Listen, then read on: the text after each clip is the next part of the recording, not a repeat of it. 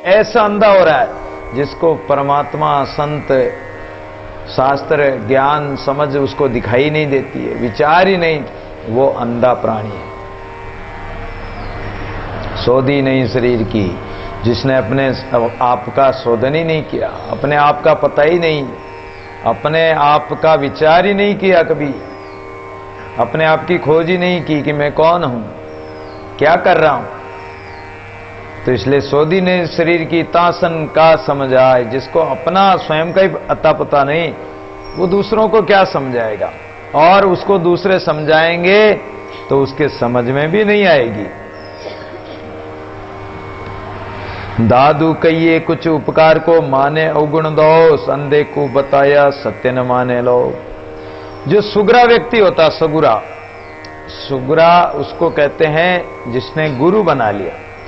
गुरु तो बना लिया, लेकिन गुरु की बात को माने, गुरु ज्ञान को धारण करे, गुरु आज्ञा का कभी उल्लंघन न करे, और गुरु के चाहे वो पास रहे चाहे दूर रहे, लेकिन गुरु के ज्ञान में, गुरु के मार्ग में चलता रहे, तो वो सुगरा है। और निगुरा वो है जिसने गुरु तो बना लिया लेकिन गुरु की बात को नहीं मानता। कई लोग ऐसा मानते हैं कि हमने अभी तक गुरु नहीं बनाया इसलिए हम तो नुगरे हैं, या कोई कह भी देते हैं कि अरे तू तो नुगरा है।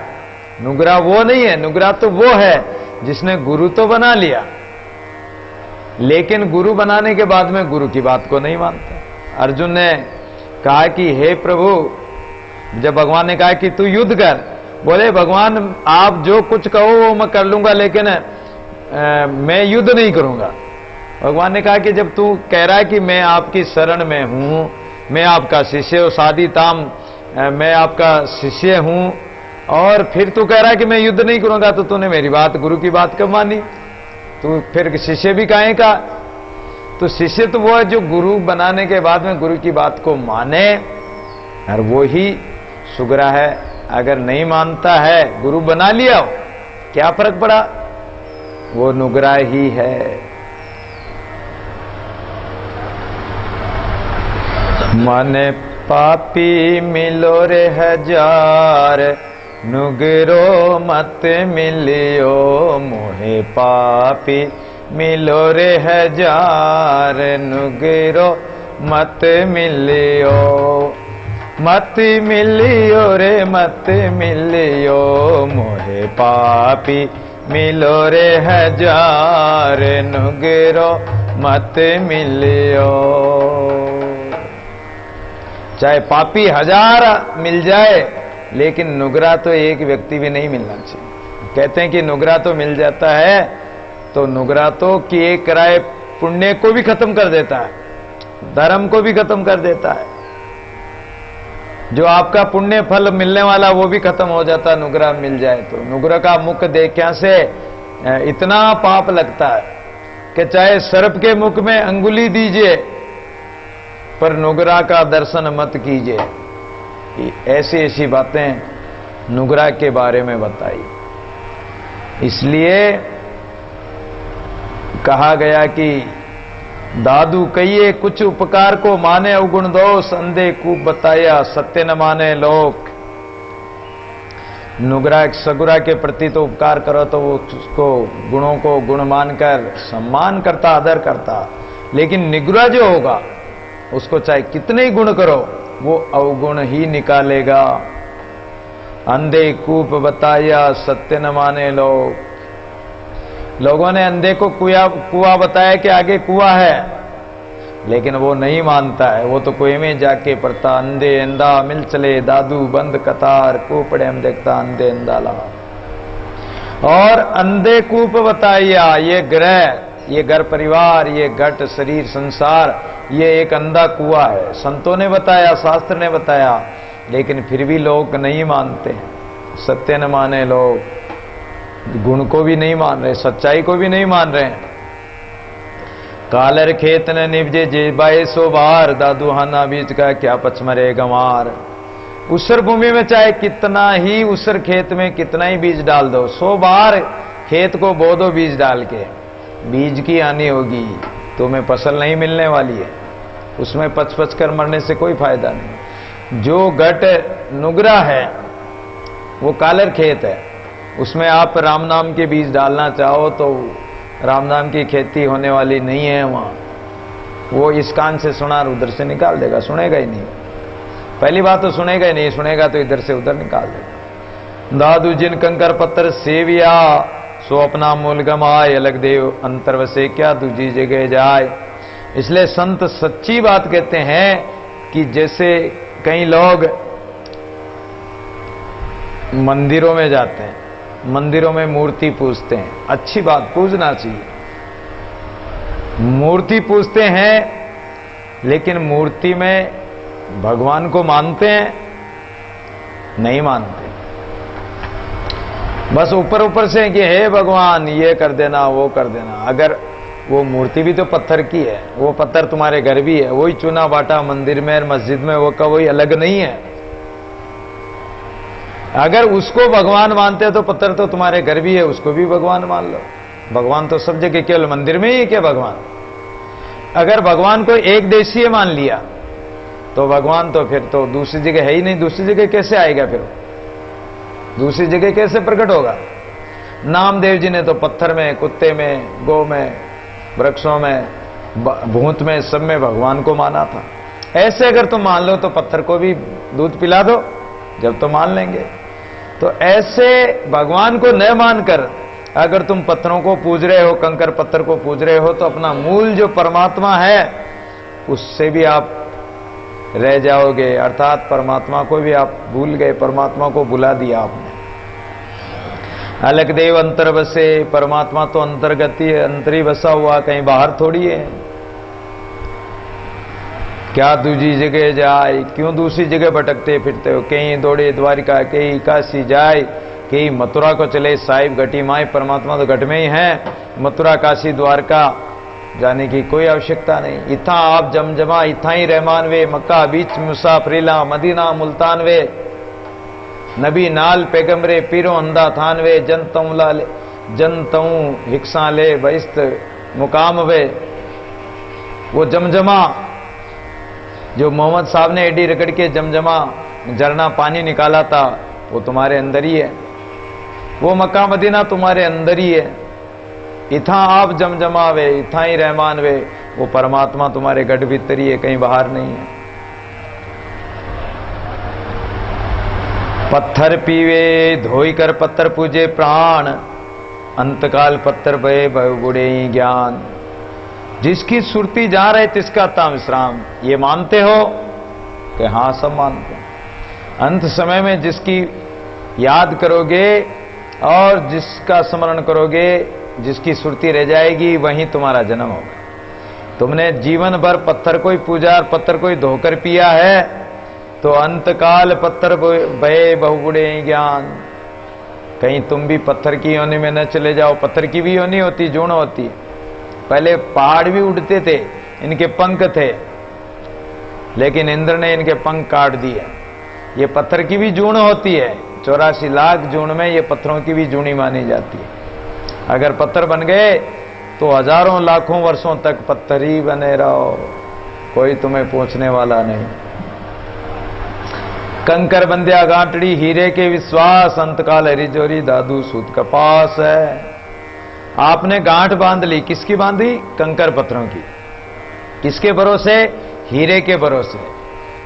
तो आपने गांठ बांध के जब हीरे के भरोसे कंकरों को बांध के जोहरी के पास ले गए, और जोहरी ने जब पहचान की तो बोली कि ये तो कंकर फेंको, इनको कोई काम के नहीं, कांच के टुकड़े या कंकर पत्थर है, और हीरा होगा तो हीरा जोहरी उठा लेगा।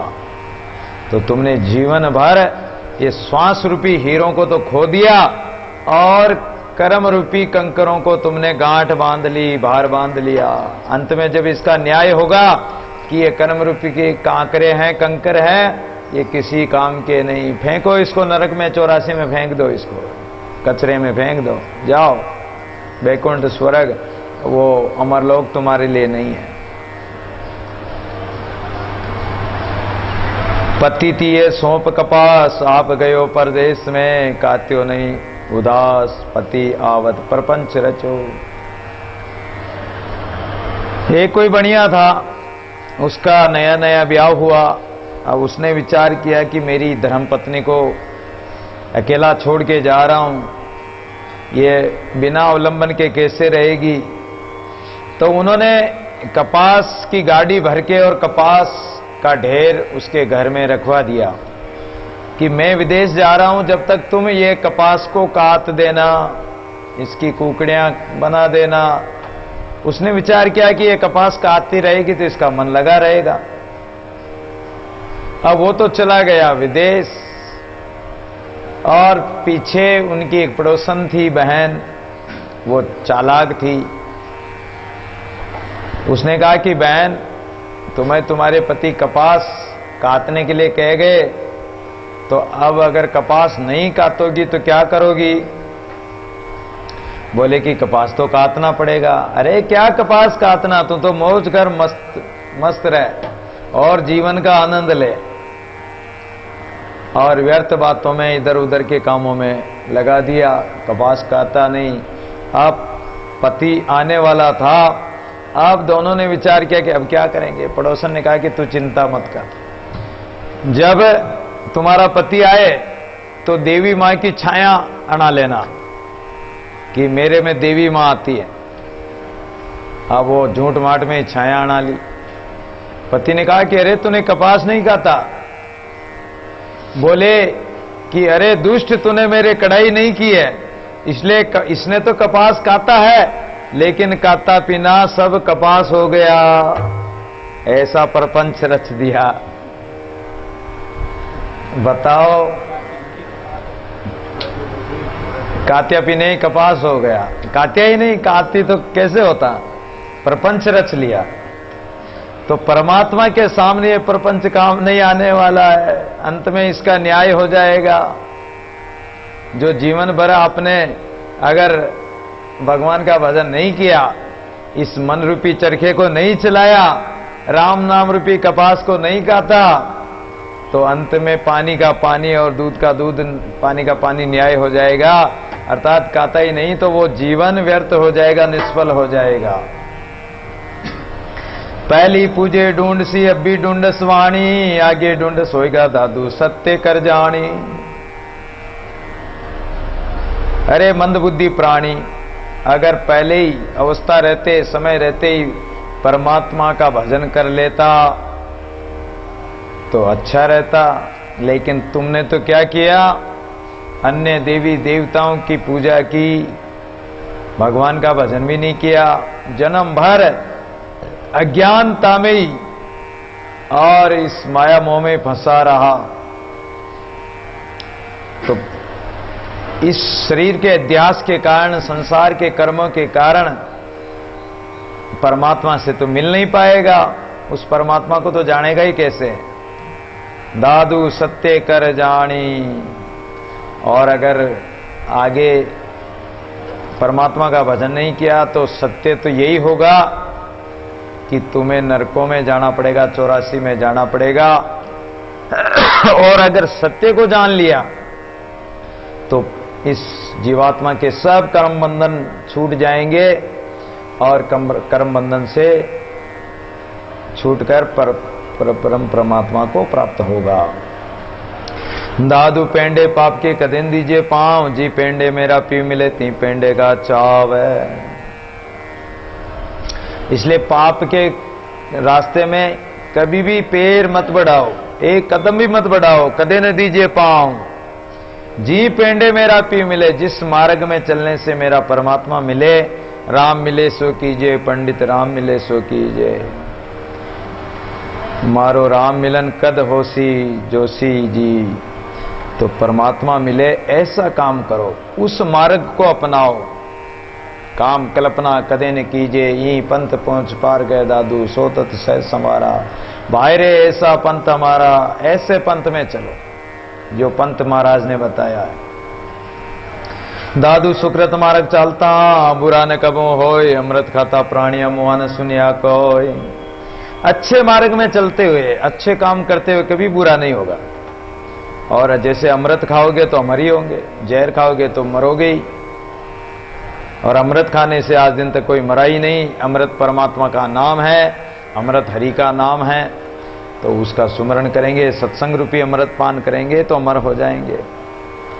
कुछ नाई का नाम क्या जे धरिए सो झूठ है, सुर नर मुनि जन बंदिया आवट कूटा, होते लोकावट कूट है।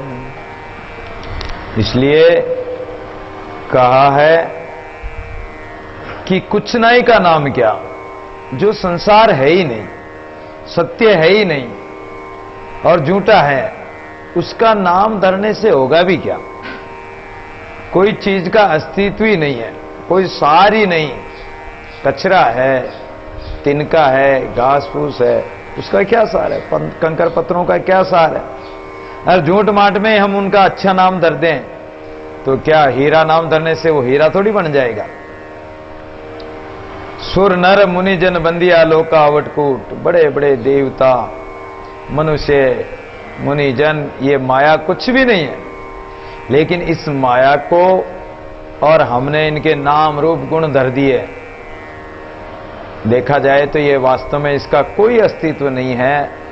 परमात्मा ही सत्य है, उसकी सत्ता का कभी अभाव नहीं है, और असत का कभी वो सत्ता है ही नहीं है। सत की असत नाभाव सत, ऐसा गीता में एक श्लोक में आता है।